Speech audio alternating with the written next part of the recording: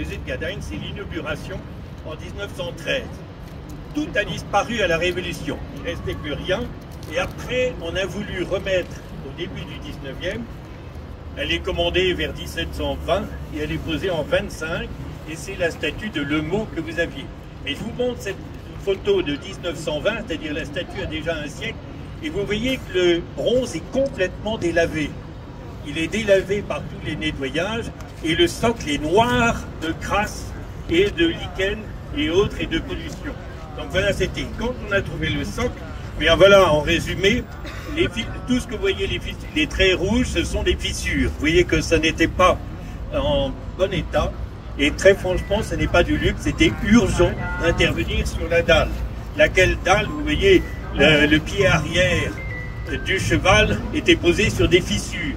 Donc il y avait vraiment des fissures, c'était une nécessité. Et le dessus de la dalle était complètement fissuré, avec des fissures dans tous les sens. On se demande comment le cheval tenait. Et je peux vous dire, quand on est monté au début, le cheval, on le poussait comme ça.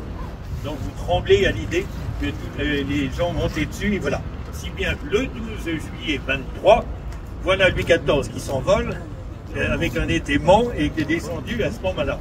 Alors, pour vous montrer justement le socle, il a fallu, à l'intérieur, vous verrez de très belles photos d'Yves Nérol, qui a suivi tout le chantier, et vous les verrez, on les a exposés, donc je ne vais pas, vous les verrez après pour tous les détails, sur le socle, sur les savoir-faire, sur le bronze, et c'est assez rare, je peux vous dire que la fonderie de Coubertin, il n'y en a qu'une en Europe qui arrive à nettoyer des bronzes. Donc on a eu les meilleurs de tous. Et ce que je voudrais vous dire pour terminer, c'est que je peux vous promettre que tous les ouvriers, les compagnons et ont vraiment donné le meilleur d'eux-mêmes pour assurer cette restauration. Et vous allez voir que c'est la restauration d'un vrai chef-d'œuvre.